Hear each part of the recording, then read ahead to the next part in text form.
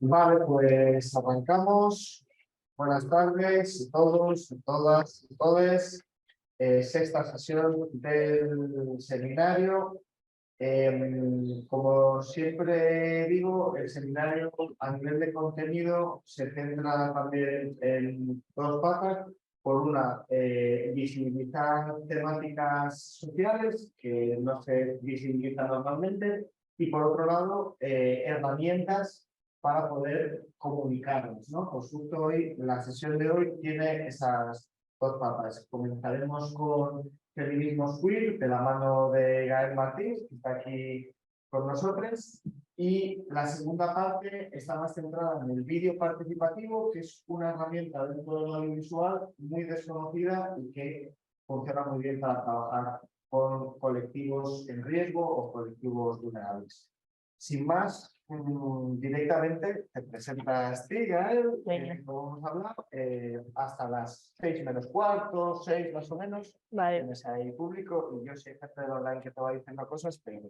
Genial. Vale, pois as persoas que estades aquí, pois benvides, agradecemos que estedes aquí. A xente que está no online, pois tamén. Antes de nada, sí que quería preguntar o tema do idioma. No online sei que hai varias persoas que non son do Estado español e que non son hispanohablantes e non sei se van entender ben o galego. Eu normalmente prefiro facer as cousas en galego por ser unha lingua minoritaria, pero se aquí ou non estás de acordo con que eu faga en español para que a xente que está, que de outros idiomas entenda mellor, pois podo facelo en español tamén. Non sei como vedes as persoas que estades.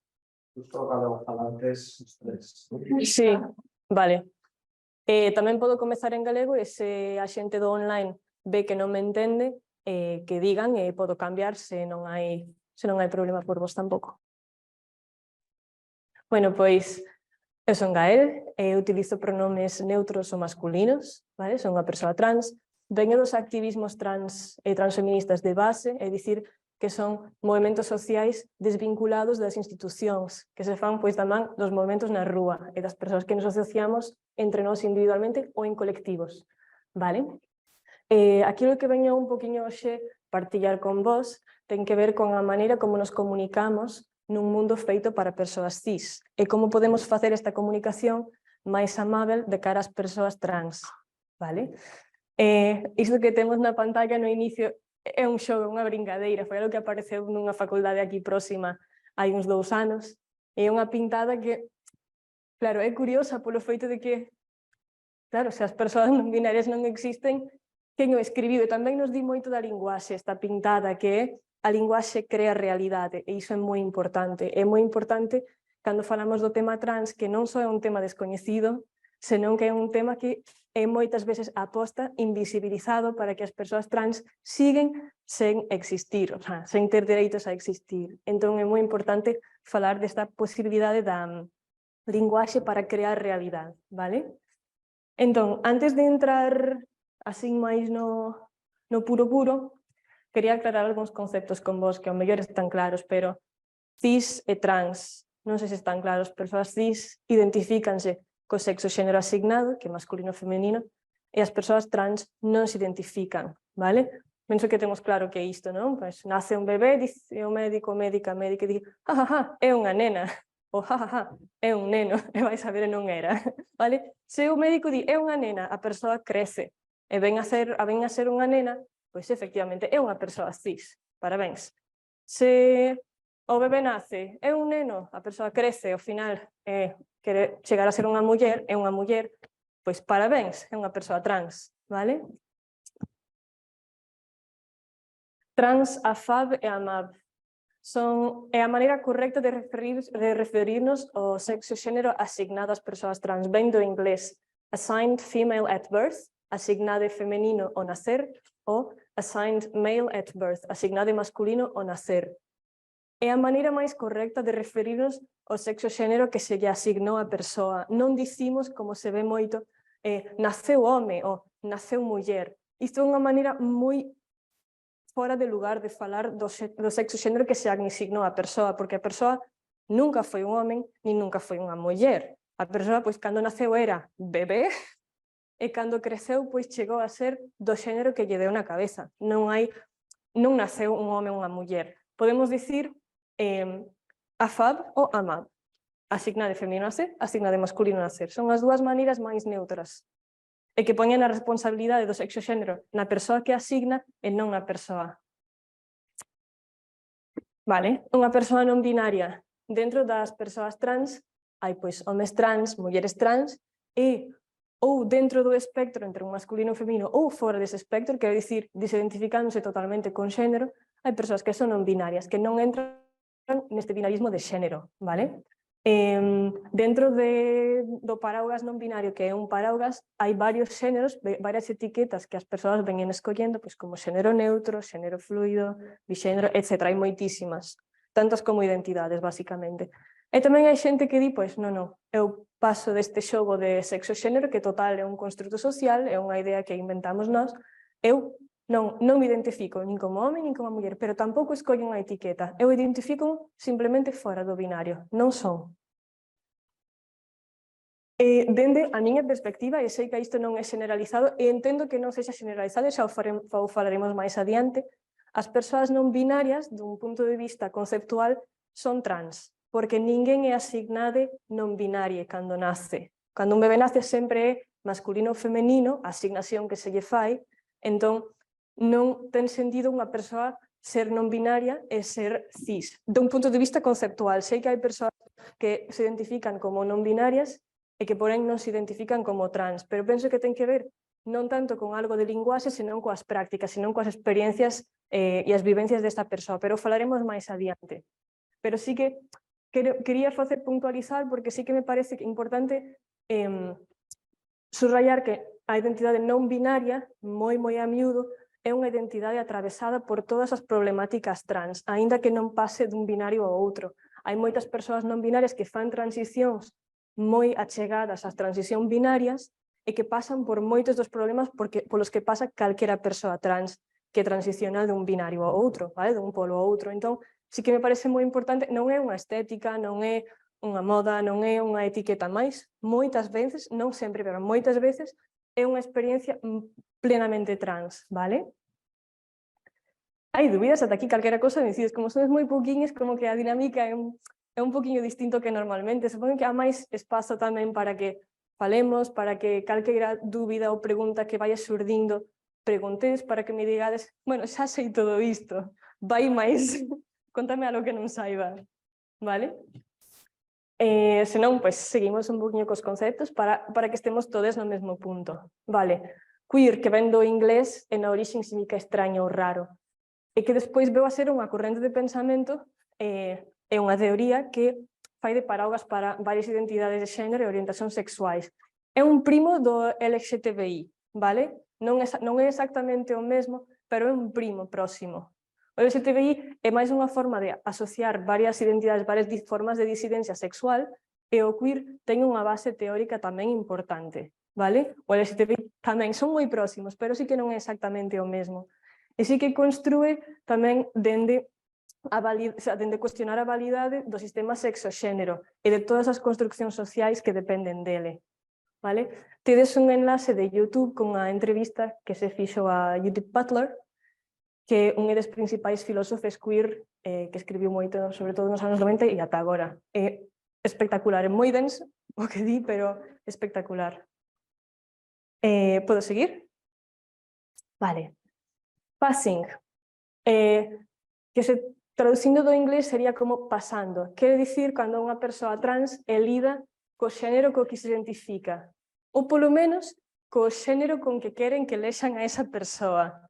É dicir, cando un mozo trans, unha persoa afab, asignada feminino cando naceu, ten passing, este mozo trans é lido como a mozo de primeiras. Esta persoa vai pola rúa e ninguén lle di, ai, mira, un mozo trans, ou unha muller, non, é un mozo, como que non hai dúbidas, a persoa é automáticamente lida co xénero con que quer ser lida. Non necesariamente co xénero co que se identifica, o que é un dos problemas do passing. Sobre todo para as persoas que non se identifican dentro do binario, as persoas non binarias teñen que escoller para sobrevivir, identificarse nun dos dous polos, moitas veces, non sempre, pero moitas veces é como, vale, Non, as persoas non binarias non teñen passing, non existe un passing non binario, ninguén é lide como non binario así de primeiras, e sobre todo non é algo recoñecido socialmente. Isto significa que para sobrevivir nun mundo plenamente binario, moitas veces é necesario ter passing de algunha cousa. O passing é fundamental. É como, vale, pois unha persoa, imaginada unha persoa AFAB, asignada femenino a nacer, que precisa transicionar, que fai unha transición para estar ben consigo mesma, e chega a ter un passing masculino, chega a ser lida como a home. Esta persoa non deixa de ser unha persoa non binaria por ter un passing masculino, pero moi posiblemente tivo que escoller un passing masculino en detrimento dun passing feminino que tiña cando tiña unha vida cis, cando vivía segundo o seu sexo e xénero asignado, por unha cuestión de supervivencia, porque é moi imposible vivir no medio término, é moi difícil vivir no medio.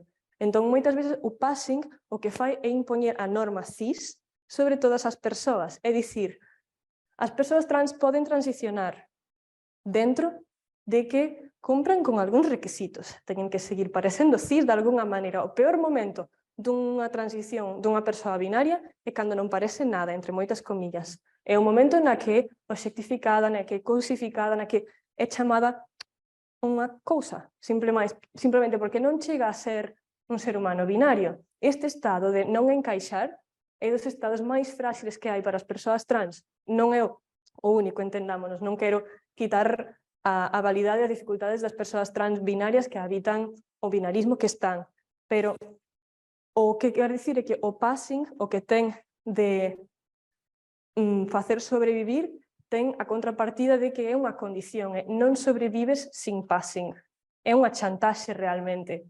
Exixir passing as persoas trans para ter vidas dignas é unha forma de chantaxe, é unha forma de manter o paradigma cis como a norma. Tedes que seguir parecendo cis para valer a pena.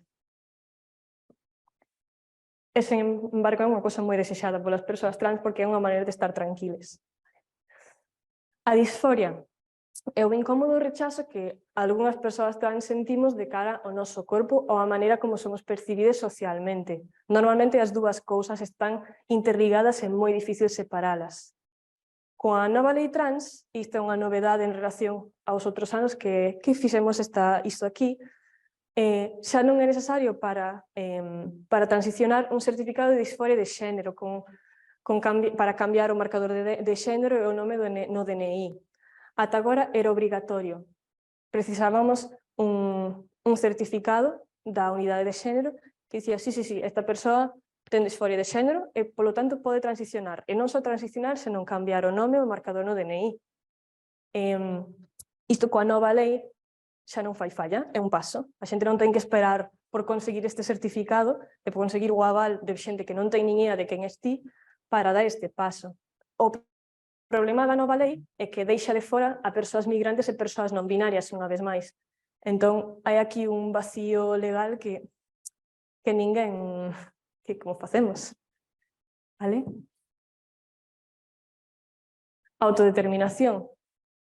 Bueno, supoñen que tamén xa saberedes un poquinho, pero é esta capacidade de dereito que cada persoa pode identificarse como lle apeteza.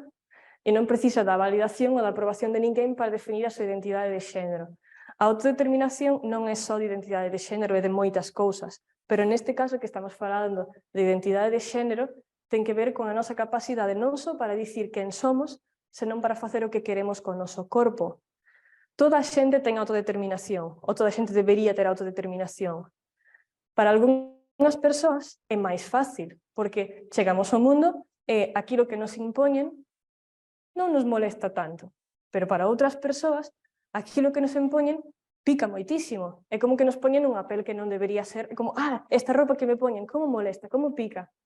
E hai que quitar. E o problema é quitala. E aquí é onde comezan os problemas de autodeterminación. As persoas cis dines, nena, parabéns. E din, valeu perfectamente. O sea, hai cousas que non me gustan, prefería facer así ou así. Pero vale, mentre siga sendo nena, o podo facer. E a miña autodeterminación non vai mal. Pero para as persoas trans, como o nivel de cousas que queren cambiar, o nivel de pegas que poñen a imposición é tan grande, isto xenera un problema de autodeterminación. Non se poden autodeterminar porque queren ir demasiado lonxe co que piden, de alguna maneira. Tamén é certo que isto tamén pasa con algunhas persoas cis. Hai persoas cis que son moi disidentes de xénero sin ser trans. Por exemplo, a lesbianas butch. Butch, todos sabemos de que estamos falando? Vale. Unha lesbiana butch é unha lesbiana con unha performance de xénero, unha estética de xénero moi masculina, vale? Non sei se imaginades a vosa cabeza, non sei, como xurdiu hai moito tempo, penso que nos Estados Unidos, siglo XX, lesbianas que levaban pois o pelo moi corto, que se vestían de homes, nese momento era moi literal porque había unha lei de mínimo 3 prendas de roupa femeninas para as mulleres, vale? Impresionante, impresionante. Sí, a xente que non cumpría con esa lei de feito día a cárcel. Sí. Hai un libro que se vos interesa podedes buscar que se chama Stone Butch Blues. Non sei se o podo escribir por aquí.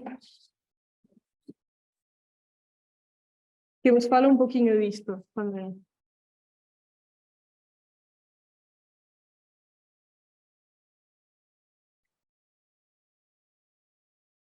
Vale. O que estaba dicindo, pois cando algunhas persoas cis que cuestionan moito a norma de sexo e xénero, tamén teñen problemas de autodeterminación. Imaginade as crianzas cando están crecendo. Unha nena moi marimacho, non uso como insulto nin nada parecido, uso porque se usa como insulto. A típica nena que din, es unha marimacho. Dicir a unha nena que é unha marimacho é dicir, te estás autodeterminando moito, Iso de querer levar o pelo corto, xogar a bola e pantalón, iso é para nenos só, vale? Cando a nena o que quería era precisamente levar pelo corto, pantalón e xogar a bola, se estaba autodeterminando cando quere facer isto, estaba dicindo, a min gustame isto, eu determínome como unha persoa que lle gusta levar o pelo corto, pantalón e xogar a bola, que non é o mesmo que dicir son lesbiana, esa é outra autodeterminación, pero todo o que facemos, que nos sai sen pensar, que nos sai naturalmente, que non chega nin a ser unha performance de xénero consciente, aínda así cuestiona un sistema que di como teñen que ser as cousas. E aquí é onde comezan os problemas de autodeterminación. E o que pasa entre as persoas cis que adoitan ter unha autodeterminación bastante ok e as persoas trans que teñen moita dificultade coa autodeterminación vai en escala, vai en crecendo, porque sí que hai persoas cis que teñen moitos problemas coa autodeterminación, pero vai sumando e vai sumando con outros eixes de opresión tamén, dependendo de onde vives, de quen és, da túa proveniencia, da túa racialidade, da túa capacidade ou discapacidade, túa neurodiverxencia, todo isto influe no dereito á autodeterminación, vale? E o mesmo con a orientación sexual. A heterosexualidade é, entre moitas comillas, obrigatoria, quer dicir, é de esperar que a xente sexa heterosexual, como que ninguén che pregunta, bueno, non sei, eu sei unha persoa que pregunta, teño unha compañeira que cando dá charlas a institutos, o primeiro que fai chega e di, bueno, cantos heterosexuais fora do armario hai aquí? E as persoas adolescentes do instituto quedan en plan, que? De que estás falando? E claro, isto ninguén pregunta. Obviamente, tampouco ninguén debería preguntar cantas persoas homosexuais hai fora do armario. Porén, constantemente preguntamos ás nosas amigues LGBT cal foi a súa historia de saída do armario, ou cando te diches conta pola primeira vez, ou temos preguntas que non faríamos a unha persoa heterosexual, o que quere dicir que a norma é heterosexual, o que quere dicir que a homosexualidade tamén é unha forma de autodeterminación que está penada de alguna maneira, que está invalidada e que é mal vista. E todo isto vai nunha bola moi grande da cual o trans é só unha parte. Vale, seguimos con un par de conceptos máis. Bueno, penso que está claro, porque a identidade de xénero e orientación sexual non son o mesmo, pero por se acaso nunca é tarde para aclaralo, vale? Identidade de xénero, como nos identificamos, e orientación sexual, que nos gusta, vale? E as dúas cousas son construccións sociais, non son realidades innatas, incuestionables e estanques, van cambiando, vale? Vale, isto é importante para o día de hoxe porque seguramente saia en algún momento o tema da lei trans e as TERF son un punto importante pois na lei trans. Ven do inglés Trans Exclusionary Radical Feminists, feministas radicais trans excluíntes. É unha corrente do feminismo onde están mulleres cis e que exclúe as persoas trans do movimento feminista. Non recoñece que as persoas trans tamén sufrimos violencia machista e non recoñece a necesidade que temos dun movimento que apoie e ampare as persoas trans que pasan por procesos de machismo polos que pasan as mulleres cis. E nada máis, nada menos que dicir, oh, vos tamén precisades. Pois non, fan isto, basicamente, ademais de dificultarnos a vida en moitos sentidos. Non lles quero dar demasiada atención porque me parece que non é onde hai que poñer o foco, pero sí que me parece importante falar delas e de por que surde este movimento. Digo, é unha pena que surde este movimento, pero tamén penso que non é maioritario.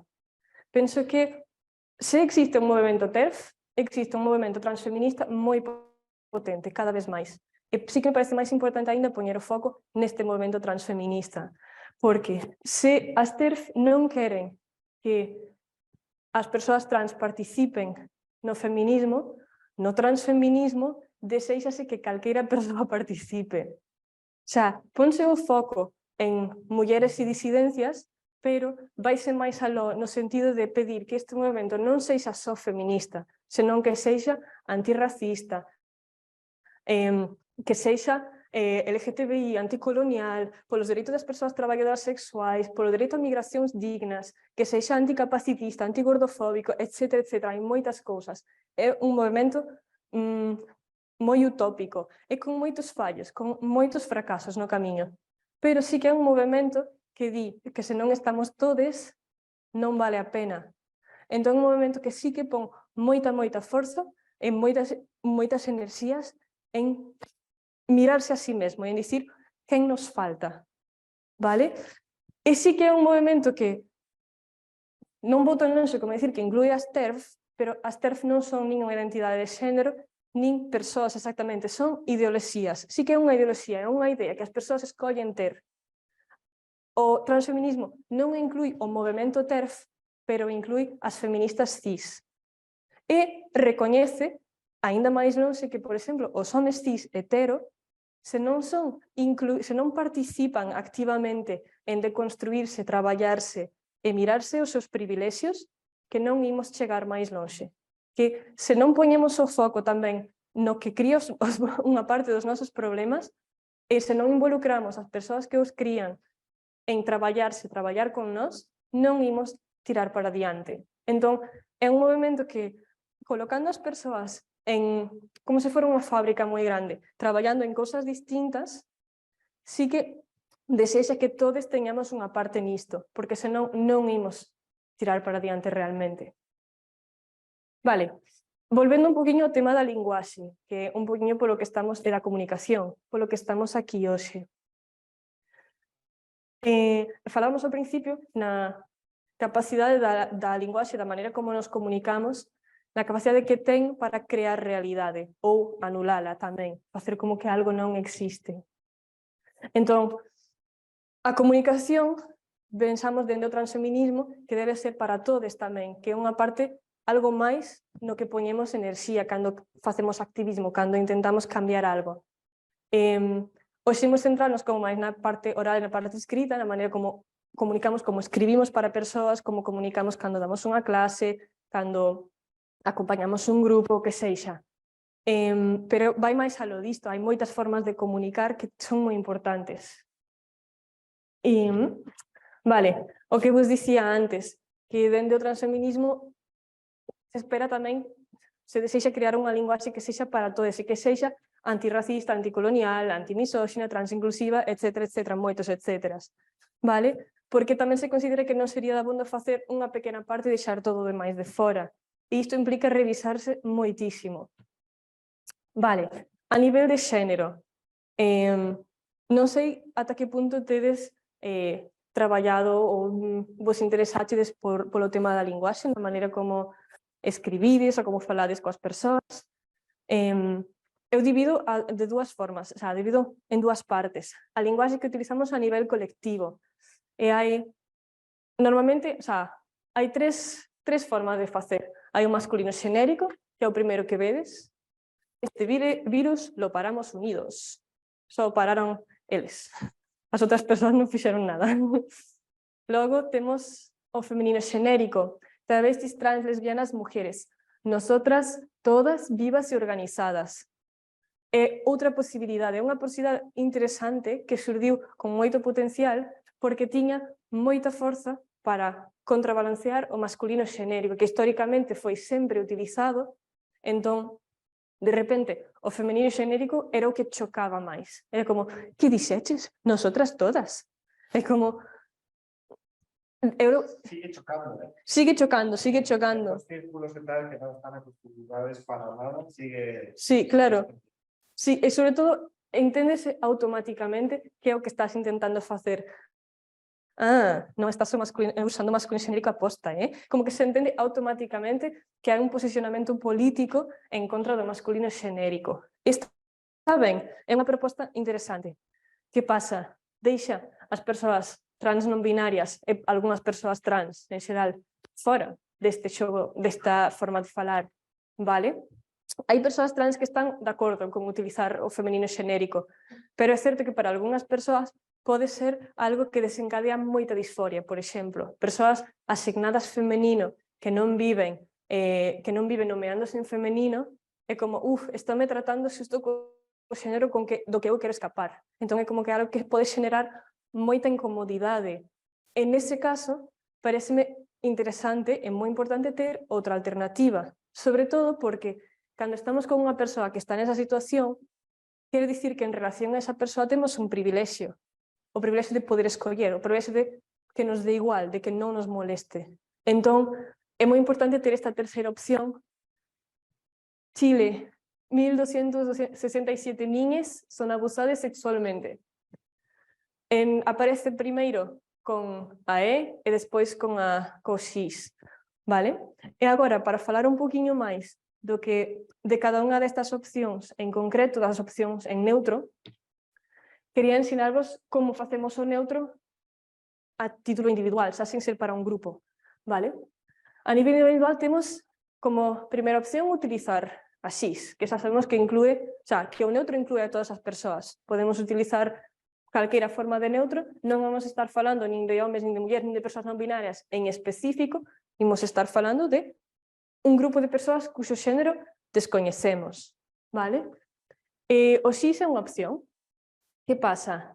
Cando o utilizamos nunha plataforma escrita, ten un problema. Persoas que non poidan ver as plataformas que transforman en audio non son capaces de ler a letra. Non é unha vogal, non ten sonido. Entón, trábase. O programa trábase e as persoas non teñen acceso ao texto. Entón, é un obstáculo máis a que nos entendamos todes. Entón, sería como unha opción capacitista e non a desexamos. Porque, claro, unha das premisas é intentamos que sexa o máis para todos posible. E esta non é. Logo, en galego, por exemplo, temos con U, o pronome elu, que está ben, funciona. Ten un pequeniño problema, pero máis para gustos que outra cousa, que cambia a acentuación da palabra. Quedaríamos con a acentuación no final das palabras. Como que a nivel lingüístico cambiaría. Non sería nada de grave. Está ben, funciona. Iso, penso que tal vez menos ergonómico porque cambia. E temos unha certa maneira tenemos sílabas tónicas e sílabas átonas que cambian cando poñemos a U no final da palabra, vale? Pero sí que funciona. Logo, unha maneira de, se non sabedes utilizar o xénero neutro, nin con I, nin con U, nin con nada, pero non queredes falar nin en masculino nin en feminino xenérico, podedes escapar, correde, polas vosas vidas, correde. Non, pero podedes utilizar a nivel colectivo formas colectivas que non teñan xénero, como aparece manuais das TIC para alumnado e familias, en lugar de para os alumnos e os pais, para as alumnas e as nais, para os alumnes es xais o que queiramos, vale? En lugar de complicarnos a vida, e sobre todo, por exemplo, non sei exactamente de que traballades, pero imaginar que traballades como unha amiga miña nunha asociación feminista encabezada por señoras TERF, pero que non controla o que fan os seus traballadores, eles van a coles facer formacións con peques, e non controla, entón, pois estas persoas van e dan formación transfeminista, elas nunca se enteran, é maravilloso.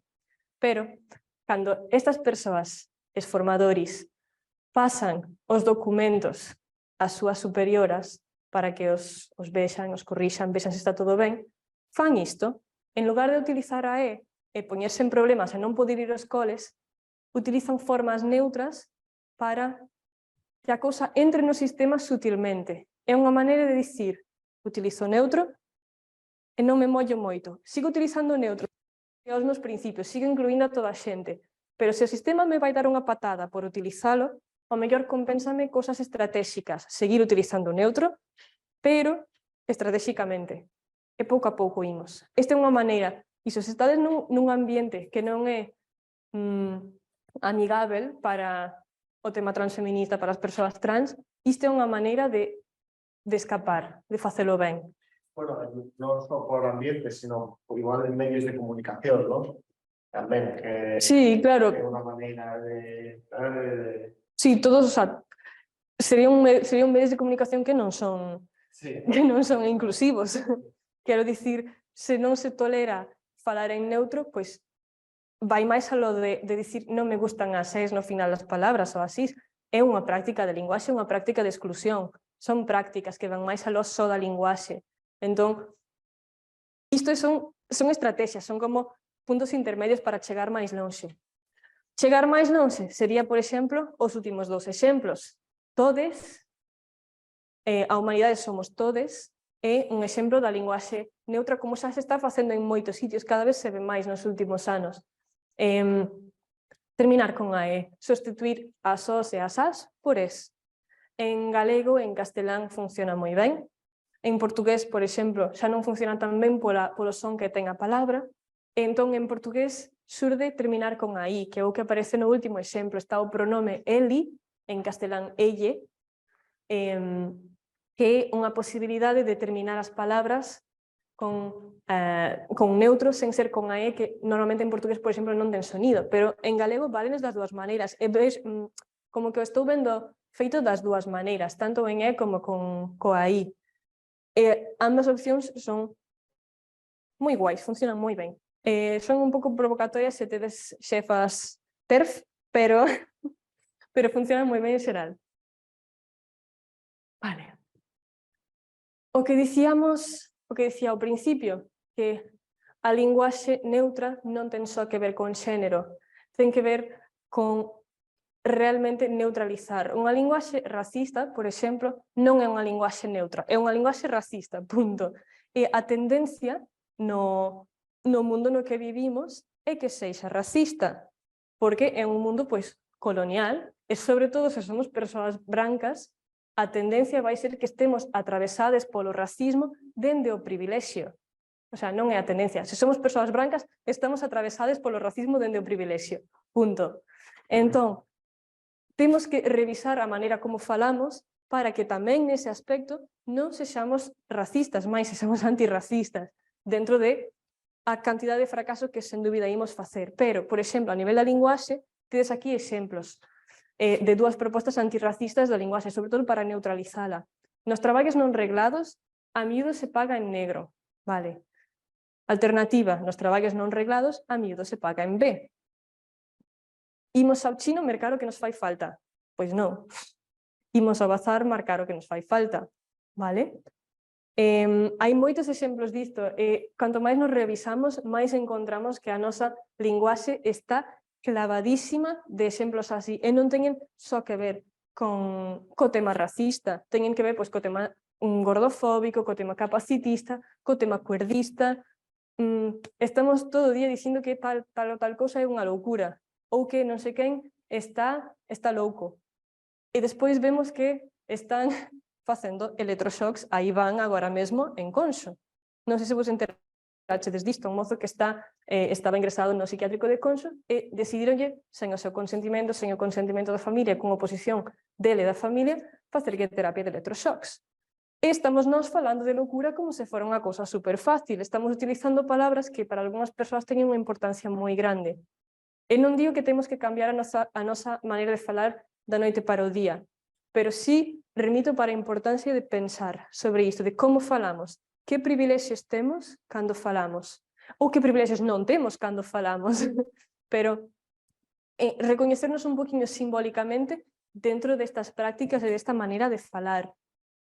Por exemplo, dúas propostas antigordofóbicas na linguaxe, pois en lugar de dicir comer como unha gorda, dicir comer moito, porque comer moito e ser gorda non ten nada que ver o tociño coa velocidade, que tamén é unha expresión gordofóbica.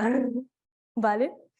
Ter un problema gordo, en lugar disso dicir ter un grande problema, vale? Porque para non asociar ser gorde con un problema, vale? Vale, aquí ven a parte que noutros anos non se fixo tanto, que ten que ver con que a linguaxe só xa non é dabondo. Hai 2 ou 3 anos, non sei cando foi a primeira vez que fixemos isto, pero... 3. Bueno, hai 3 anos, cando fixemos isto a primeira vez, era totalmente centrado na linguaxe, na comunicación, pero sobre todo na linguaxe, en como falamos, como escribimos, como recibimos a información, como a volvemos a pasar, pero cada vez máis, co pasar do tempo, noto que non é dabondo, que as persoas controlan a linguaxe cada vez mellor. Moita xente xa coñece todos os términos, os conceptos que falamos no principio. Algún concepto non coñecíades? Cando aclarei os conceptos? Vale, hai como 10 conceptos, e unha persoa non coñecía un, vale? Sei que non estamos moita xente, e non sei se alguén no online dixo algo, pero pareceme moi importante. A primeira vez que fixen isto, había moita xente que non coñecía todos os conceptos, vale? Logo, falar en neutro. Cantos de vos sabíades que o neutro se fai coa E? Vale, era unha cousa máis ou menos, en plan, canta xente sabíades que existe unha forma neutra de facer, aínda que non a dominedes? Vale, isto é cada vez máis extendido, a xente sabe. A linguaxe pode ser de outra maneira, podemos expresarnos de outra maneira, sabemos que as persoas trans existen. Entón, que pasa? De feito, hai unha cosa moi curiosa que non sei nos ambientes nos que vos movedes que pasa, pero nos ambientes nos que eu me movo, cada vez atopo máis persoas que lles preguntas, hola, que tal? Eu son Gael, utilizo pronomes masculinos ou neutros, e ti? E din, eu son Xoana e utilizo pronomes femininos, masculinos e neutros. E di, ostras, outra persoa trans. E non é unha persoa cis, está ben, está moi ben que se autodetermine. Pero, que quer dicir? A xente sabe que os pronomes existen, preséntase con pronomes e utiliza pronomes que non son o do seu sexo xénero asignado. Que non estou cuestionando a autodeterminación de ninguén, que quede claro. Pero, a nivel conceptual, isto faime pensar que as persoas coñecen. Hai persoas cis, incluso que din, non, eu fago cuestión de utilizar non só o meu pronome, utilizar outros pola razón que sexa. Vale? E hai un coñecemento cada vez máis extendido da realidade trans. Entón, que pasa? Por que sigue habendo tantos problemas? Por que os problemas non diminuíron necesariamente? A lei trans é un avance, con moitos problemas, pero é un avance. Pero tamén é un avance para quen? Vale? E logo, tamén, cando hai ese avance, cantas represalias hai? Que consecuencias ten?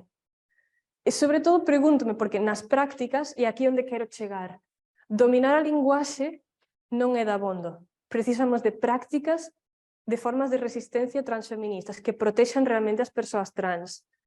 E quero ensinarvos isto. Teño que ir aquí. Está en español agora. Ayudar en la lucha trans siendo una persona cis.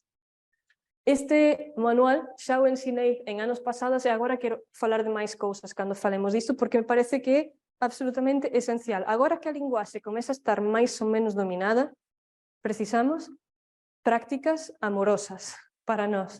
urxentemente, vale?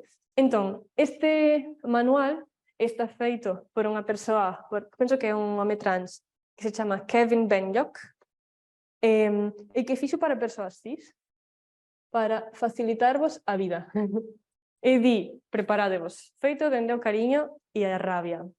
É importante que as dúas cousas coexisten moito dentro das persoas trans e non deixarse en calquera sexa opresión que nos atravesa comer pola rabia importa moito, pero calala tampouco é ideal. Vale, iso sí está relacionado coa linguaxe. Normalizar, preguntar pronomes. Cando coñecemos a alguén, intentamos non alimentar a cisnorma, non dar por feito que a persoa que estamos coñecendo é cis. Vemos unha persoa, non sabemos nada dela, non podemos saber que é cis. Pero non só as persoas trans teñen pronomes, todas as persoas temos un pronome co que preferimos que outros se dirixan a nós. É dicir, eu prefiro que me digan o Gael está cansado, o Gael está cansade, pero non en femenino, vale? E todos temos un pronome que preferimos, sexamos cis ou trans, vale? Entón, como persoas cis, mola moito chegar e dicir, hola, son Rafaela e utilizo pronomes femeninos. Se a persoa que temos diante é cis, parabéns, ese día xa aprendeu unha cousa nova, ou xa sabía. Se a persoa que temos diante trans vai dicir, xa non teño que sair eu do armario, a persoa cis xa saiu do armario como cis antes que a min. E iso di, vale, pois eu son non sei quen e utilizo pronomes neutros, por exemplo.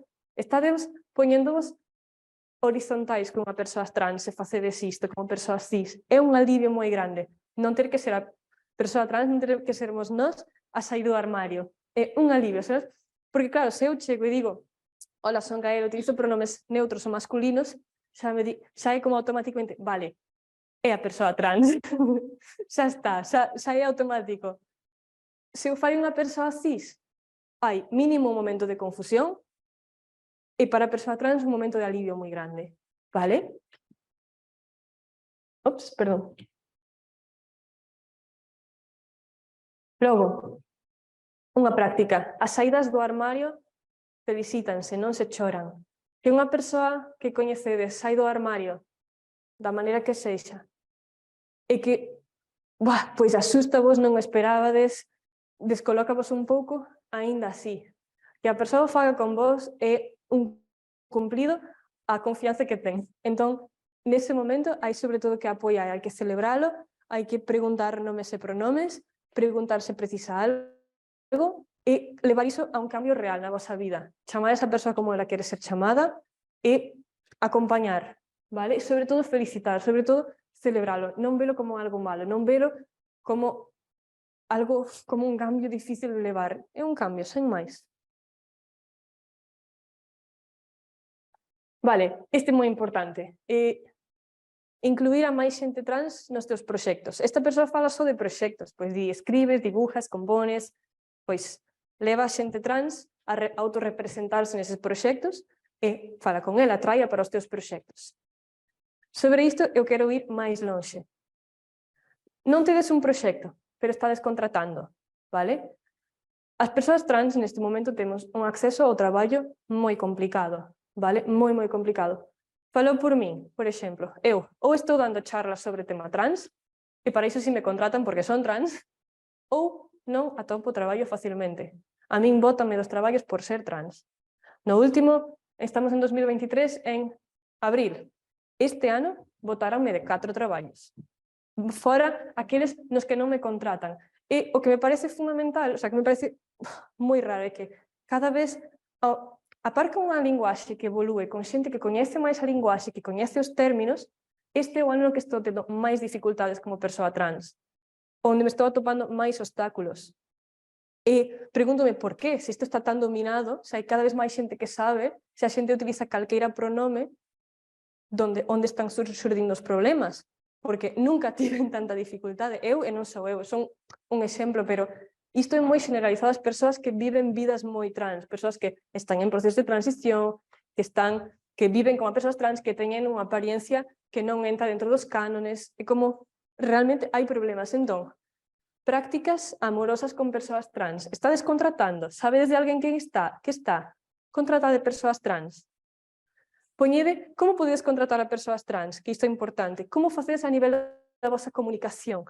Imaginade que estades facendo unha convocatoria, que estades abrindo unha vaga para contratar unha persoa e que tedes preferencia por se hai unha persoa trans con currículum que entra naquilo que precisades, pois que preferides dar lugar a unha persoa que ten normalmente menos oportunidades. Sería algo como unha cuota, vale? Como hai nalgúnas universidades, vale?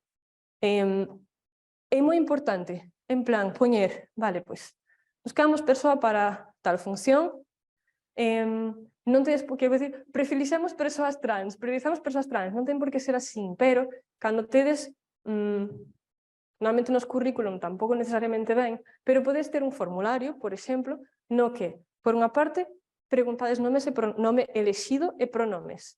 Non obrigades a xente a poñer o seu nome asignado. Dicides que valorades experiencia en términos de xénero e transfeminismo, por exemplo, que sí que podes decir que priorizades o colectivo LGTBI, por exemplo. Hai como varias cosas que podedes facer que facilitan que as persoas trans, se acheguen por saber que o espazo é amável, e dous, se vedes que, obviamente, que hai unha persoa trans con un CV que vos interesa, que non é contratar unha persoa trans por ser trans, pero non deixar de contratar unha persoa trans por ser trans é fundamental. E se hai persoas trans, que o que pasa moi a menudo que chegamos a un sitio con CV que sí que cumpre cos requisitos, pero, cachis, era só para persoas cis. É como, eu traballo cis, pois claro, esquecín que era trans. Non vale, vale? Entón, dende logo, non discriminar a unha persoa por ser trans e, obviamente, se facilitades que as persoas se acheguen, estades facendo realmente unha práctica amorosa de cara a nós, vale? Moi importante. Yo, bueno, en este punto comentar algo, vamos desde tiempo, ¿no? Sí. Alistina, por lo que acabas de decir, de 4 trabajos en el 2023, ¿no? A veces, Antonio, esta burbuja, que, bueno, es que no lo consigo, vamos, es mi burbuja, ¿no? Sí, sí. Para nada excluyente en ningún punto, ni con el círculo que me rodeo, para nada, ¿no? Pero la realidad que está afuera, ¿no? Y creo que pasó cuando estuvo Bianca aquí, que vinieron de un colectivo trans del Salvador, que era la visita, daban una cosa por Galicia de charlas, hablaba mucho de su experiencia propia, ¿no? Y a veces es no solo un bofetón, sino que el profundizar de verdad en la realidad, ¿no? Que es que estamos muy alejados. No sé, mi opinión, ¿no? Así de repente, pero es que 2023 en España y que digas que 4 trabajos transfo, ¿no? Es como... Claro, non son 4 traballos transfos, son 4 traballos nos que me votan por trans. Os transfobos son os outros, son tamén os outros. Transfobos é a generalidade dos traballos. Isto é importante, que nos voten as persoas trans dun traballo por trans é un poquinho do peor que pode pasar nun traballo. Pode pasar peor, pero en principio aquí xa é demasiado mau. Entón, o que quero dicir, a tendencia é que a cosa non sexa perfecta, pero pode ir a moito peor. E a ver, cando dicía que cando as cousas están a nivel de linguaxe e comunicación tan dominadas a nivel prácticas que onda, falo disto en xeral, en plan de hai un coñecemento e as prácticas non avanzan ao mesmo ritmo, vale? E como persoa que ten un montón de privilexios, eu pregúntome, que rol xogo eu nisto? Por exemplo, como persoa europea, branca, delgada, con a nivel físico un montón de capacidades, que non son neurodiverxente, teño un montón de privilexios en unha só persoa. A ver, ser trans podía estar nunha situación de moito máis opresión. E parece moi importante como, entón, reflexionar a nivel individual que fago eu con estes privilexios. Porque cando me botan dun traballo por ser trans, pregúntome que privilexios xogaron nestas persoas que me votaran para sentir que me podían votar por ser trans. E que privilexios actúan en min con outras persoas cando son eu a persoa privilexiada. Como actúo? Porque estas malas prácticas, estas discriminacións non caen do céu. Alguén as fixo. Non aparecen do aire. Entón, todos somos responsables, que non é o mesmo que dicir que todos somos culpáveis. vale? Estamos nun sistema que é transfo, que é racista, que é misóxino. Isto non é o mesmo que dicir que todos somos transfobos, racistas e misóxines, pero todos estamos atravesados por isto, porque o sistema é así. Entón, cando nos miramos e dicimos, ostras, hai un poquinho de misoxinia aquí, espera, que teño que quitala. É como que a misoxinia actúa a través de min, como o racismo actúa a través de min, como o xitanismo actúa a través de min cando non quero, cando non espero, porque fun educada nun sistema que me permite ser así dende o privilexio, vale? Entón, é moi importante para min non sentirnos culpáveis, pero senón responsáveis, e como constantemente reflexionar sobre como podemos facer mellor, como podemos actuar sobre o sistema que actúa en nós, na nosa contra e a pesar dos nosos desexos. Pareceme moi importante, e dai reflexionar sobre prácticas amorosas. Pareceme, aínda neste momento, máis importante que falar sobre linguaxe.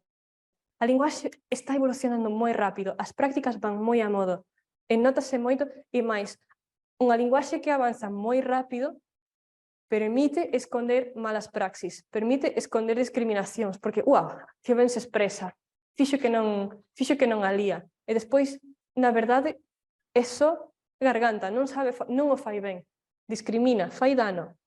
Entón, eu penso realmente que temos que entrar nunha época posverbal, porque vai demasiado a modo isto. Vale. Isto é importante, coas persoas trans que tedes na vosa contorna. Google ten casi todas as respostas. Non preguntedes, non é o caso aquí preguntado o que queirades, pero normalmente as persoas trans sirven de diccionario, de enciclopedia, de todo para as persoas cis. Queren saber algo sobre o tema trans? Pois eu teño un amigo que é unha pregunta, é como vale. Google sabe moitas cousas, hai moitas cousas que non sabe, pero hai moitas que sí.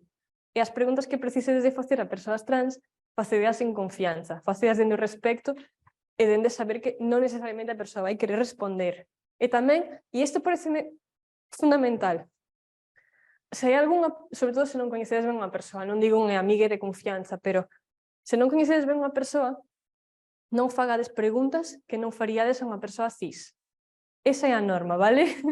E como en principio é, se non preguntaría isto a unha persoa cis, ao mellor non o pregunto a unha persoa trans, ata que teña moita confianza, polo menos, vale? E isto vale para calqueira cousa. Se eu son unha persoa que non son neurodiverxente, non vou preguntar a unha persoa neurodiverxente algo que non preguntaría a unha persoa neuronormativa. Vale para calqueira tipo de discriminación, vale? De opresión, vale?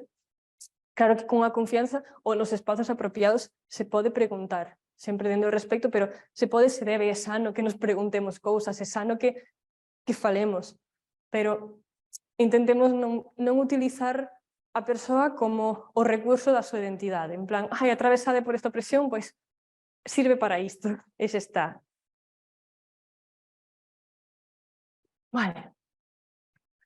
Correxir os discursos transfobos que escoitemos.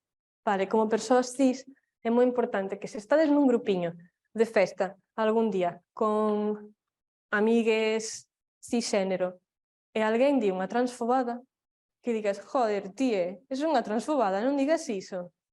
É moi importante correxir, é moi importante, non só se temos unha persoa trans diante, que tamén, pero nese caso me quere algo que ten que estar pactado coa persoa trans antes tamén, en plan, se escoite unha transfobada diante de ti, queres correxir ti ou corrixo eu?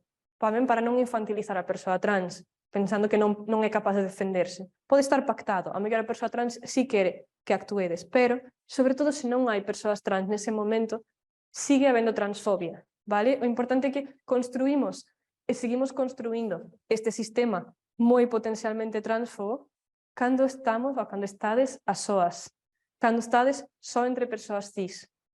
E neses momentos, sobre todo neses momentos que saen transfobadas, porque cando estades relaxades, cando non tedes medo de dicir transfobadas porque non hai ningunha persoa trans que se vai sentir mal, se vai ofender ou vos vai dicir algo, vale?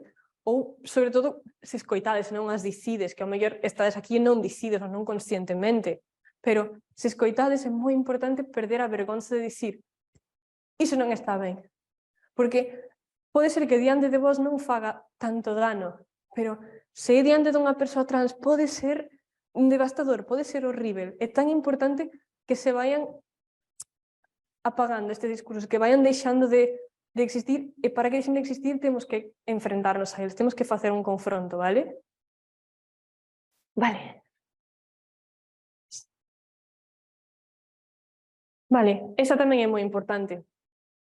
Ofrece a túa compañía se nos ves insegures. Bueno, aquí di, pois, moitas veces enfrentamos situacións que requiren forza mental ou un esforzo, pois utilizar baños públicos, trámites legais, ir con alguén pode axudar moito. Vale, queredes, apetecevos dicirme situacións que identificades como potencialmente desagradables e para as cais persoas trans precisen de axuda, precisen de compañía?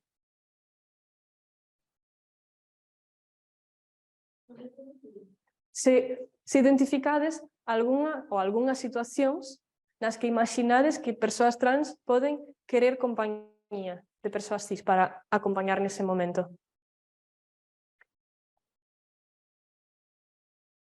Por exemplo, se un compañeiro ou compañera quere presentarse dentro da clase, ou penso na mesma. Sí, totalmente, totalmente. Algunha situación máis que vos veña á cabeza?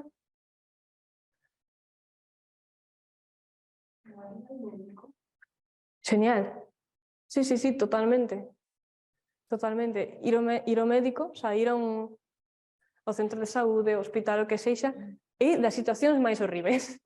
É hiperimportante. É unha situación na que moita xente leva o nome asignado no DNI, vai ser chamada polo nome asignado, na que lle van ler nun xénero co que non se identifica, na que van explorar o seu corpo e van dicir tontadas.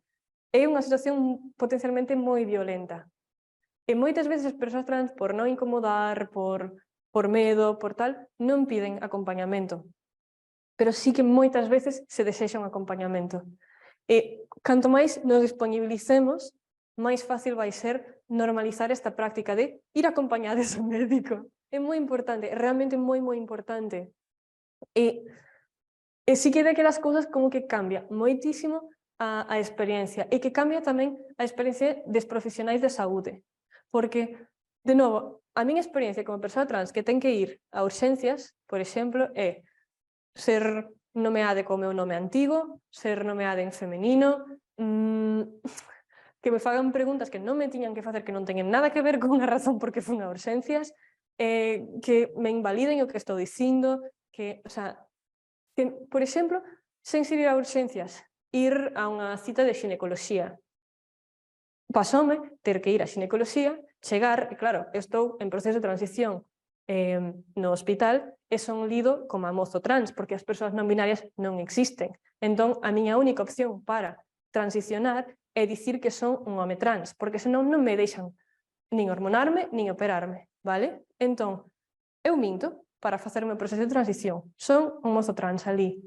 Como son un mozo trans, pero, claro, son unha persoa con útero, pois en algún momento podo ter que ir a xinecoloxía, e así foi. Cheguei a xinecoloxía e dixeronme, non te imos ver. Por qué? Porque és un mozo, non és un mozo. Xa, pero, non se és un mozo, pois non terás relacións con homes. Como, que ten iso que ver con ter ou non ter útero? É dicir, eu fun só a xinecoloxía e unha profesional da saúde díxome que non me atendía. Claro, isto que fai, no meu caso, pois me frustrei moito, que marchei, que non fun viste, que fun para casa sen pasar por unha revisión da que precisaba. Para moitas persoas trans, ir ao médico dá tanto medo, é tan estresante, é tan difícil que non van, que van demasiado tarde. E se ir ao médico xa é difícil para calquera persoa en algúns momentos, saber como vai ser tratado ou como pode ser tratado cando estás ali, quere dicir deixar de ir para moita xente. E por iso a esperanza media de vida das persoas trans é tan baixa, e por iso a taxa de suicidios é tan alta, porque realmente non hai un acceso á vida digna.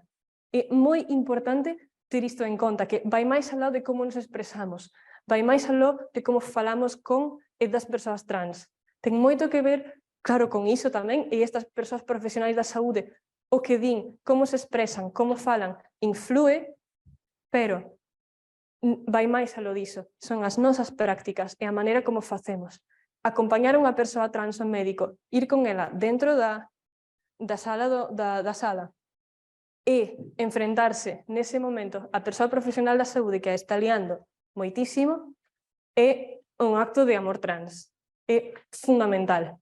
Isto aumenta a esperanza media de vida da persoa trans en 2 anos, polo menos, vale? É moi, moi importante. Totalmente. Racismo, todo iso non ten en conta. Entonces, o texto significa de formación, de educación, para realizar el campeonato de Sí. más que eso, también como quitar los textos del buen cuerpo humano. Es que para obtener aquí, para que no discriminen, no para tener malísimo, que él especifican los malos. Totalmente. Sí, sí, sí, estou totalmente de acordo contigo. E quen di no tema trans, di noutros temas, sen ningunha dúbida. O que pasa é que ao mellor non podemos esperar a que esa formación chegue. Sabes? Que estou totalmente de acordo contigo, que hai que formarse. E, de feito, moitas veces penso nestas persoas con certos estatus social, con uns cargos importantes, con un poder social importante, como persoas que precisan rehabilitación, no sentido de que son elas que terían que estar traballando para a comunidade para facer un traballo xusto, vale? O que pasa é que neste momento as persoas trans non poden esperar que o mundo cambie para vivir, e non poden esperar que estas persoas se formen. Entón, o que dicen moi importante é vai a paso, vai da man con isto, con acompañar as nosas amigues trans ao médico. As dúas cousas xuntas, pero estou totalmente de acordo. E tamén é algo que podes facer como persoa cis. Cando falamos de correxir discursos transfobos, falamos disto tamén. De, aínda que non é que estades acompañando unha amiga trans ao médico, pero se estades na sala de espera e escoitades unha transfobada, pois ao mellor é o momento de preguntar á persoa: perdoa, queres que interveña? Porque ao mellor esa persoa decir: sí, por favor, eu non teño enerxía. Porque ao mellor é a 5ª vez ese día, vale? Entón, é poñer o corpo, é dicir, vale, estou aquí, podo poñer o corpo, supón moito menos enerxía, moito menos sufrimento que para a persoa trans, vale? Validar todo o colectivo, vale. As persoas trans son todas moi distintas.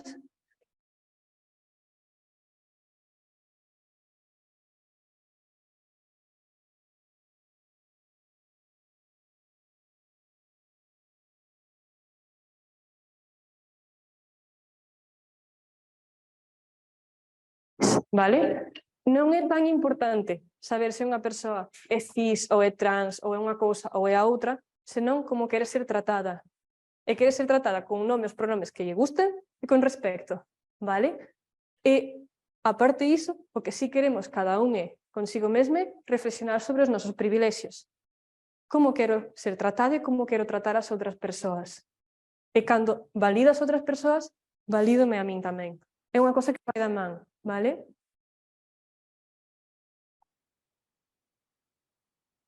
Deixar que se escoite as persoas trans. Cando falábamos de que a linguaxe está dominada, máis ou menos dominada, que evolucionou moito, falamos moitas veces disto, en plan, sabemos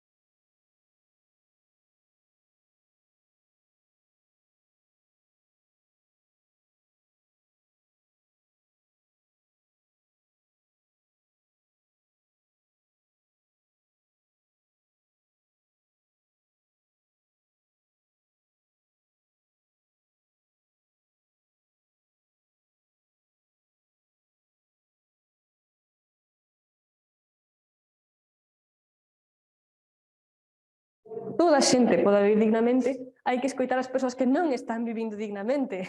Esas son as que están pedindo algo.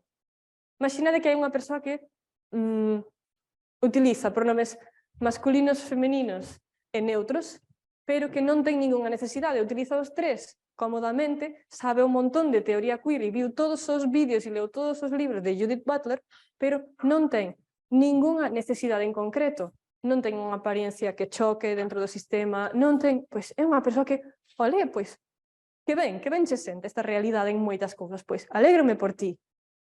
E ao mellor esta persoa pode corrixir discursos transfobos, nalgún momento se fai falla, ou pode dar información interesante ou ter o que sei, un blog sobre Judith Butler, pero ao mellor non é a persoa que ten que falar sobre violencia no sistema sanitario ou sobre violencia nos baños da estación de Vigo. Quero dicir, hai que escoitar as persoas que teñen necesidades concretas nese momento, e vai máis aló do trans, calquera opresión que estemos falando, calqueira. Hai que escoitar as persoas que teñen as necesidades, sobre todo as máis urxentes. Saber moito sobre o tema non quere dicir que temos que estar falando dele todo o tempo.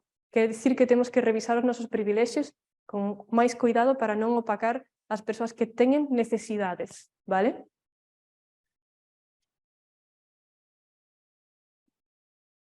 Vale, personas as que interesa a tua opinión en temas trans, ninguén.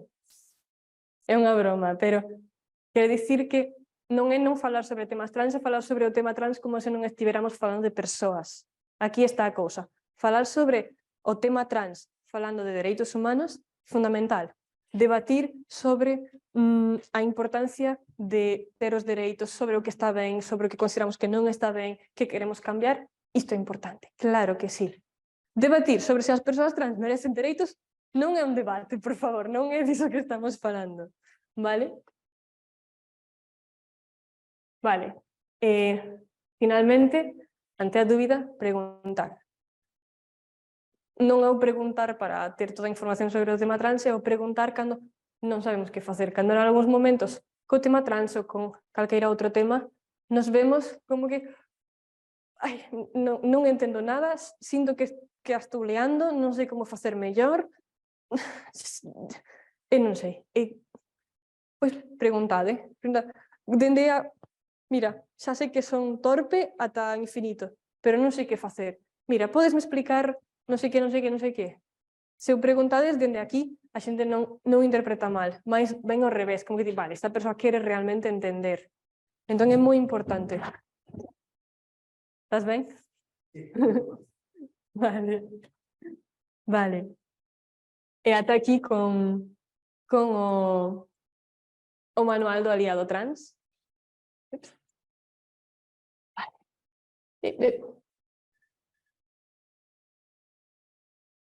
Este manual penso que quedan con ele, ¿no? Para consultalo se precisan. Guai.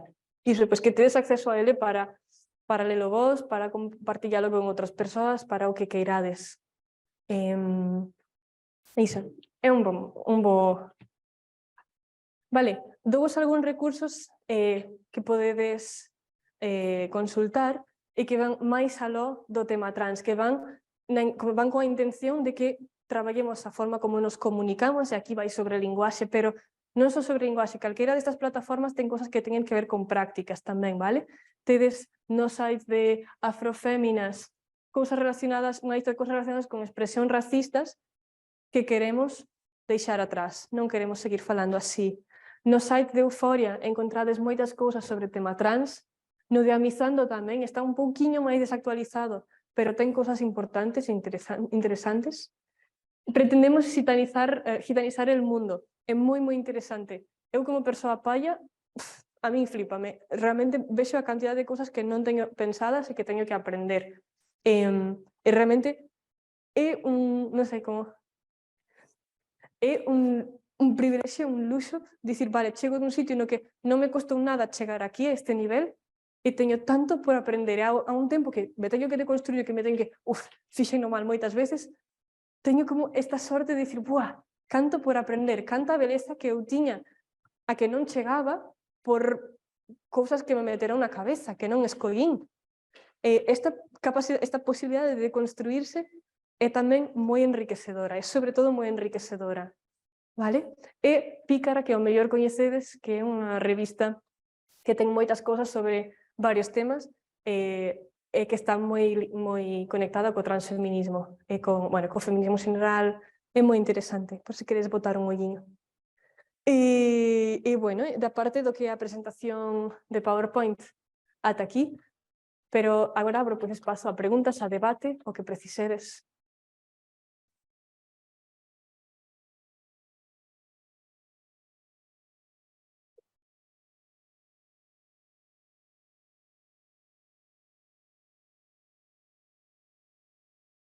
Yo quería preguntar, antes cuando hablabas, decías que hay distintos tipos de género fluido, pero neutro, ¿cuál es que no sé cuál es la diferencia entre género fluido y género neutro? Vale.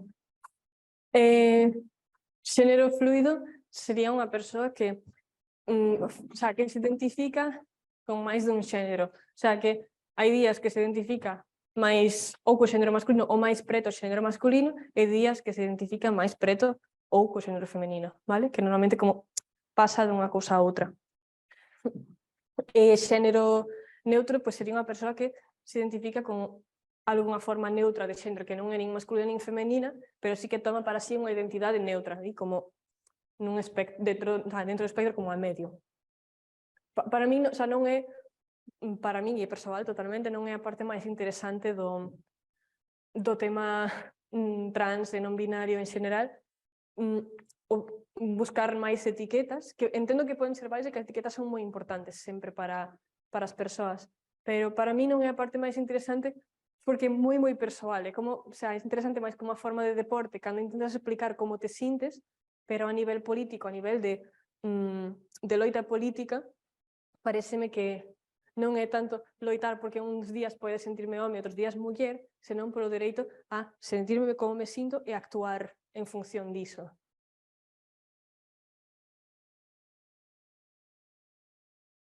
Eu teño un debate, pero é algo de... Vale.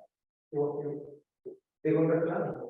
Como te queiras. Nada, a ver, outro día un amigo non ven un TikTok, un rapaz que tiña 6 ou 7 anos, bueno, non era unha rapaz, o sea, era unha persona que se... É unha rapaz. Bueno, tiña a costumbre de que ia vestir como un nemo, máis tal e cual, e finalmente con 6 anos, os pais decidiron cambiarle o nome, cambiarlle a asignación no registro, e bueno, era como me decía durante o vídeo que máis pasan a ser que tiña unha nome de identidade de xénero. Entón, o debate que tiñan, aí aparecía de mal, eu a sensación que tiña era de porque unha persona tan xoven se lle asignan 2 veces unha identidade en vez de unha identidade, quero decir, non estou moi formado no tema de persoas trans na infancia, pero quero decir, desde un punto de vista teórico, case ir un pouco a posición correcta, se pode ver.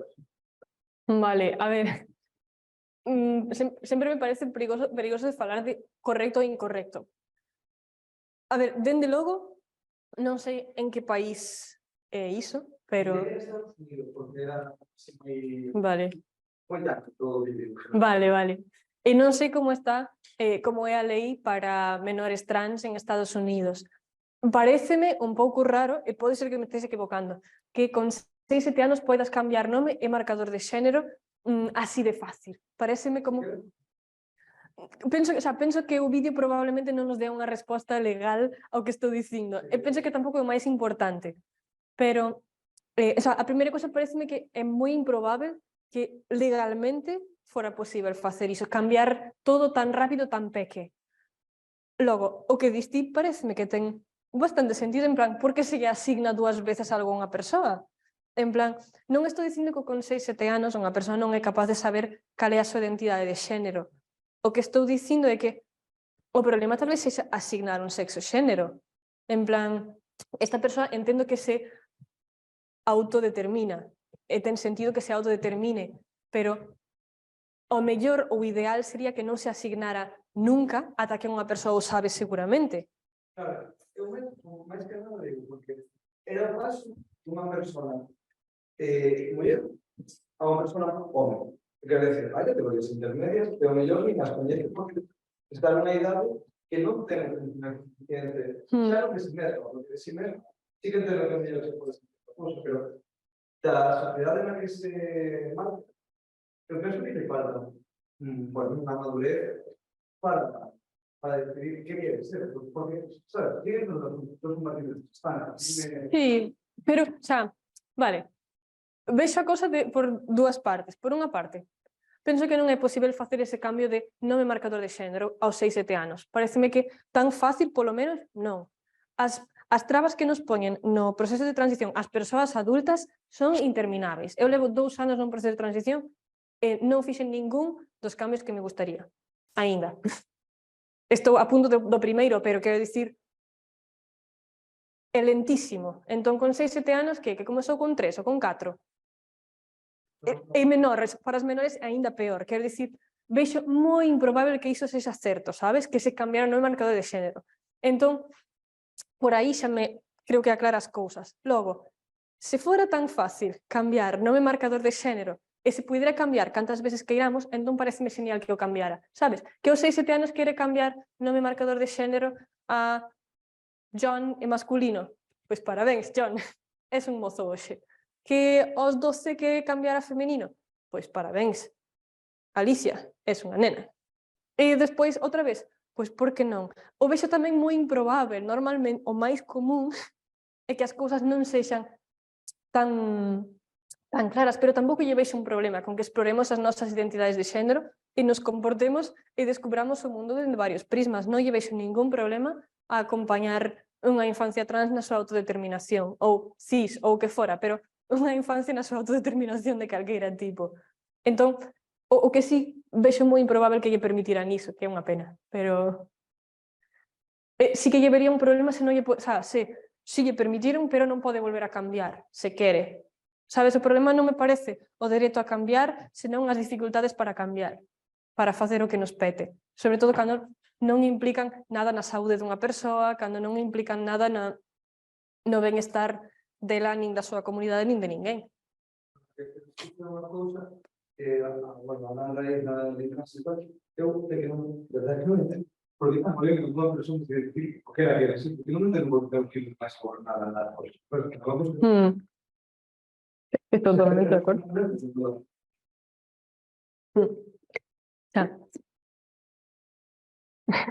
Estou de acordo contigo, non sei que dicirche.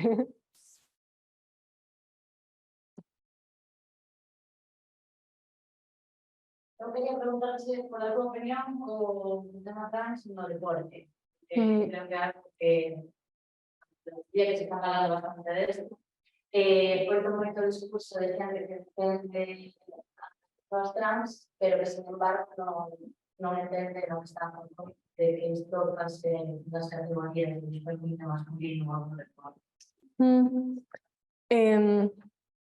O sea, claro, eu vexo que o que está pasando no deporte é discriminación, punto, vale?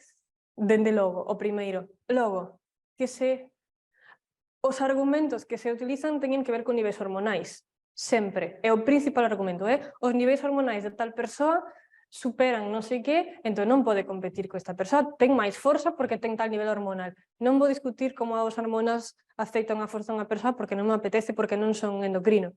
Pero os argumentos son estes, entón, se utilizamos os argumentos que nos están dando en contra das persoas trans, pois parece listo que utilicemos os mesmos argumentos, a mesma lógica para invalidalo, para contradicilo. Vale, se os problemas son niveis hormonais, non vamos a abolir as persoas trans, vamos a abolir as categorías de feminino e de masculino. Para min isto sería máis sincero, ata porque non son só as persoas trans que están sendo excluídas do deporte. Caster Semenya, por exemplo, botaronlle da competición por ter niveis de testosterona moi altos. É unha muller cis, non se identifica como muller trans, non é unha muller trans, é unha muller cis, punto. Os niveis hormonais das persoas entran dentro de unhas categorías que se consideran niveis basais hormonais normais, pero que varían, e hai persoas intersex, ademais das persoas que non os somos. Pero, entón, para mí penso que se o problema ven sendo os niveis hormonais, pois facemos as categorías por nivel hormonal e non por sexo e xénero, e xa estaría. Non quere dicir que as mulleres trans deixen de ser mulleres trans, pero ao mellor van homes trans e mulleres trans e persoas cis, homes cis e mulleres cis e persoas non binarias, pois participar en categorías mixtas e xa está. E non lle vexo ningún problema, se é por nivel hormonal, pois xa estaría arreglado. Non sei, ao mellor, pero non sei, eu non estou no...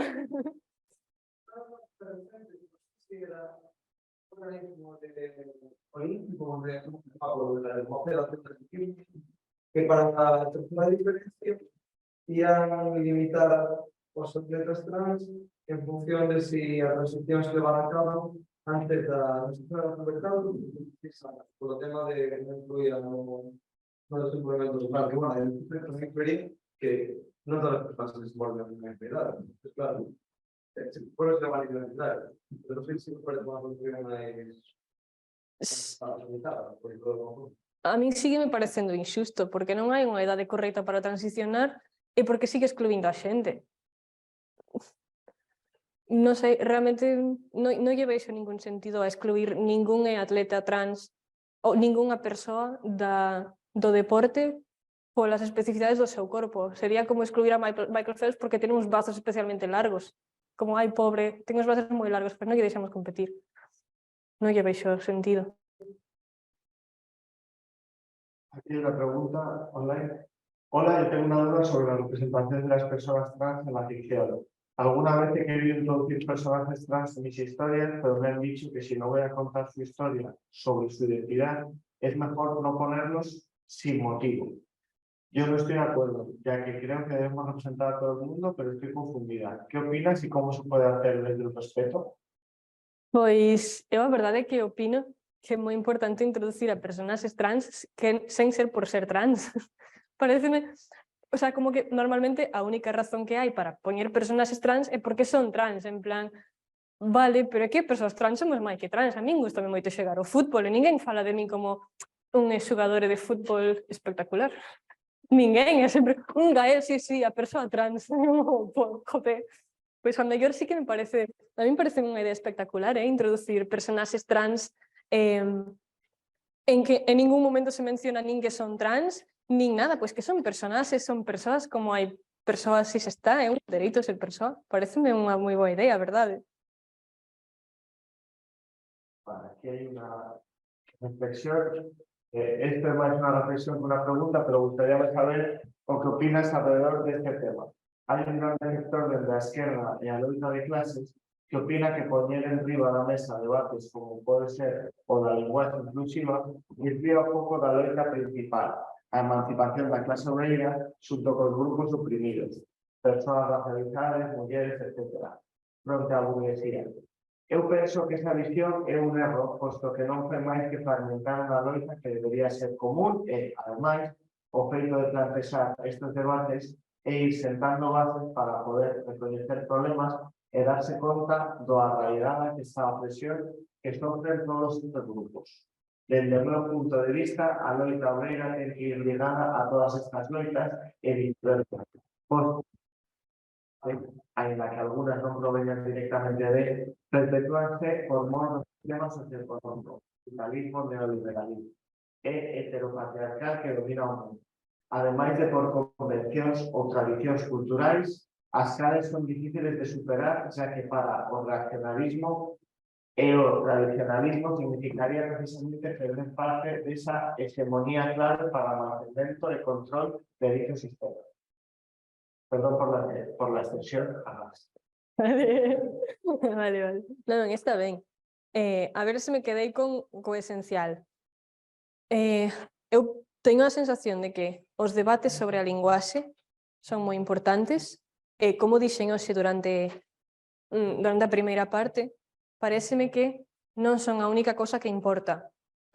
E, ademais, por unha parte, a linguaxe, o debate sobre a linguaxe non ten só que ver con a linguaxe neutra a nivel de xénero, senón a moitos outros niveis, con non utilizar expresións que discriminen as persoas xitanas, as persoas racializadas, as persoas migrantes, as persoas gordas, as persoas neurodiverxentes. A nivel da linguaxe, pareceme que a reflexión e o traballo de colocar a casa é moito máis profundo que só de xénero.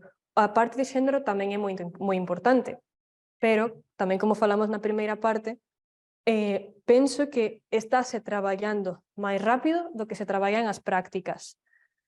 Paréceme que as prácticas son fundamentais para cambiar as cousas na realidade. van da man da linguaxe, sen ningunha dúbida, pero non poden ir máis lento, non poden ir máis a modo.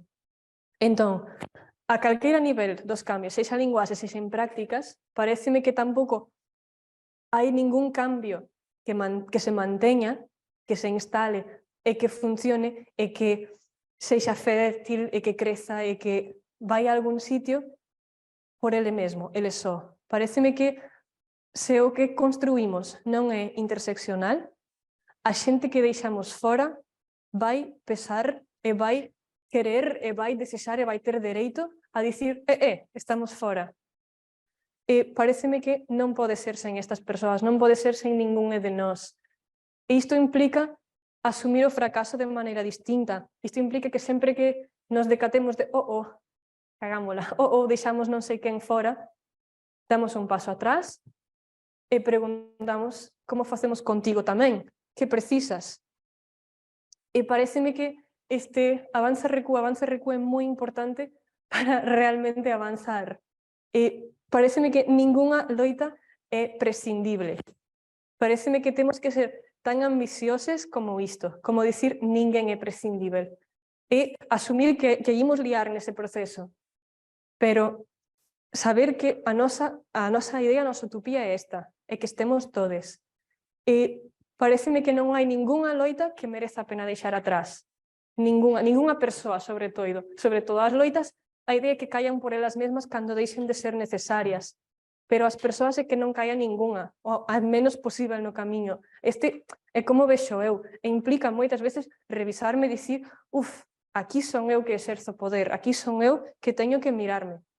E cando fago, hai máis xente que pode entrar, hai máis xente que pode, tamén podo eu posar as maletas, podo eu abaixar os brazos un momento, porque agora hai outras persoas cuxa loita ten a prioridade nese momento, pero imos avanzando xuntes, imos avanzando da man, e iso pareceme moi bonito, pareceme que ninguén é prescindível, ninguén se pode quedar atrás. Entón, pareceme que non hai ningún obstáculo, que ningunha necesidade dunha persoa supón un obstáculo para outra. Unha cosa son os privilexios sí supoñen obstáculos, pero as necesidades eu diría que non. Entón, diría que loitar non supón obstáculos, pero... Muchas gracias por la respuesta. Referíamos esencialmente a eso. Una loita social debe disarse, amarse, e la base ten que ir por su.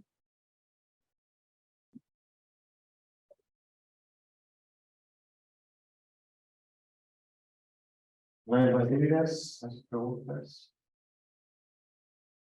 A menudo las mayores son compatibles todos los intereses de todos los colectivos.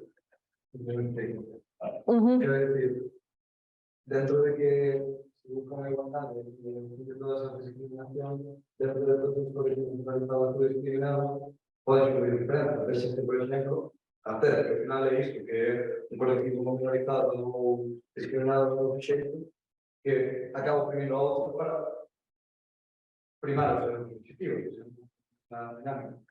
Pero, claro, pero que está priorizando non son necesidades, son privilexios. Están loitando por manter uns privilexios ao paso que outras persoas non teñen dereitos básicos. E para mí, por iso falo tanto de necesidade de revisarse, de cara adentro, de que non estamos tanto nunha cosa de medir quen é máis oprimide, senón, e de decir, non, eu son máis oprimida, entón eu teño dereito a ter voz, senón a miro cara adentro, miro os meus privilexios primeiro, porque son eles os que me van a impedir políticamente avanzar, non as miñas opresións. Entón, pareceme que é central niso. O sea, pareceme interesante o que dis. Hai non moito tempo, viña un exemplo diso, que era moi interesante, que penso que era un folleto no teatro, que tiña, non me lembro como era, xa sei, estaba en linguaxe clara, que non sei se sabedes o que é. A linguaxe clara é unha técnica de linguaxe que desexa parte da premisa de que imos simplificar a linguaxe tanto nas palabras que usamos, na forma como nos expresamos, como estéticamente como presentamos as cousas, de maneira que calqueira persoa poida acceder á información. Isto faise moito por exemplo, en Inglaterra, con documentos oficiais. Por exemplo, pois, a conta de electricidade, ou da auga, ou un contrato de traballo, que ten que estar en linguaxe clara para que a persoa que o firma entenda todo, para que a idea que sexa accesible a información a calqueira persoa, que non estea en xuridiqués ou en non sei que, ou entendedes a que me refiro? É como traducir dentro do mesmo idioma a unha linguaxe accesible a toda a xente. Vale, este folleto de teatro estaba en linguaxe clara. E chamei moito a atención porque comecei a ler e vi, ostras, está en linguaxe clara, que interesante. E terminei, xa, ia pola metade do folleto e vin que terminaba a información. E cando pasei a páxina seguinte, estaba a mesma información, con unha escrita moi curiosa, non era linguaxe clara, e eu pensei, pero por que o teñen así? E ainda por riba non era tampouco linguaxe pouco clara, que non sei como se diría. Era como unha cosa que eu non vira, pero que claramente non era linguaxe clara. E avancei e lín ata o final, e no final entendín, claro, non era compatível ter o folleto en linguaxe clara e en linguaxe clara para persoas disléxicas. Era incompatível. E claro, eu tendo o privilexio de non ser unha persoa disléxica, non me decatara diso. E a segunda parte, pois parecíame moi difícil entender. Pero claro, eu non son unha persoa disléxica. Entón, claro, neste caso, a linguaxe clara, que é accesible para todos, non era accesible para todos. E a única maneira de facela accesible era ter dúas versións. O mellor o que nos vai pasar moitas veces nas nosas loitas políticas é que precisamos versións. Precisamos non algo para todos, senón moitas cousas para todos. E ao mellor, pois, vai nos tardar moito máis tempo, pero igual vale a pena. E eu quedei moi contente con este folleto, a verdade, parece unha idea moi linda. Un poquinho máis de papel, é certo. Tampouco o mellor está conforme as exixencias ecoloxistas, pero bueno, un poquinho máis de papel. Era pequeniño tampouco, non pasa nada.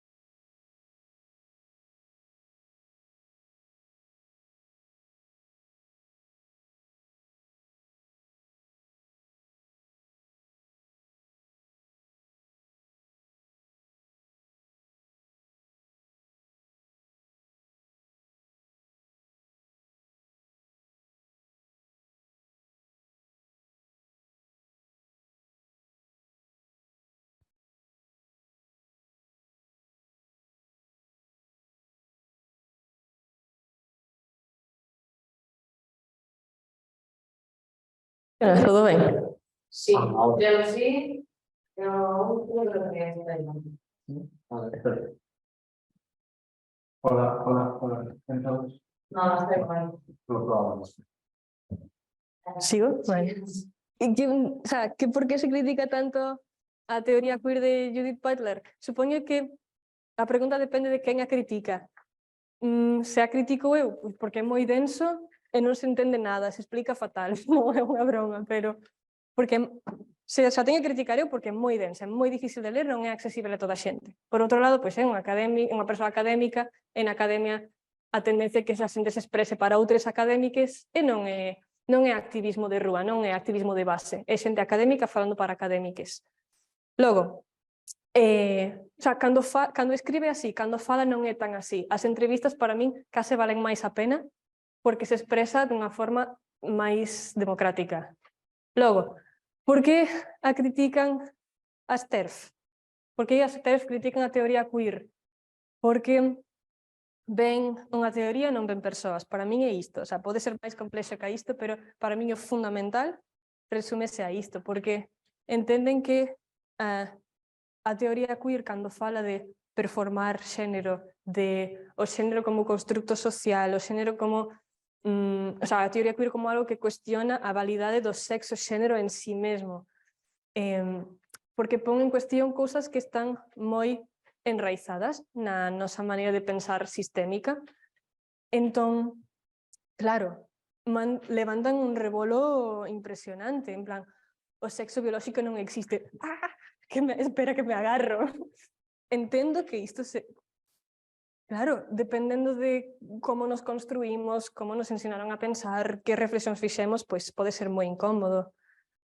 Pero tamén é incómodo, pois, os maneirismos de algunhas persoas gays, o bucherío das lesbianas moi masculinas, todo isto é moi incómodo para as TERF, non é só a teoría queer. A teoría queer o que ven facer para min é poñer palabras a cousas que xa pasaban, e poñelas dunha forma moi densa, pero ven poñer unha teorización sobre cousas humanas que pasan e que me parecen moito máis interesantes de analizar nos mesmes, de que nos poñamos a ver que pasa con esta xente que me parece tan rara.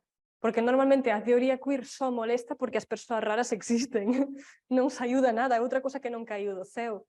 Entón, entendo que por isto que molesta tanto, porque cuestiona cousas que damos por innatas.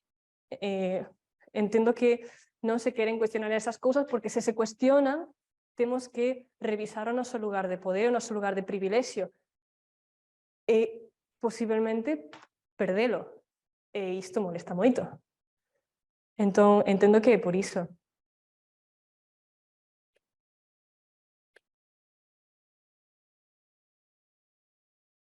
Alguna preguntilla máis? Online.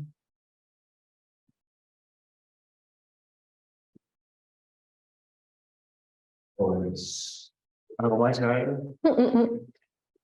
Non, acompañades voses amigues trans ao médico, contrata de persoas trans, corrixido discursos transovos.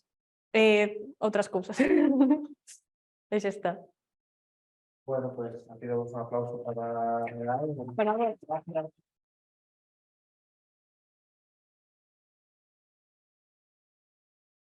Moitas grazas por ter estado aquí.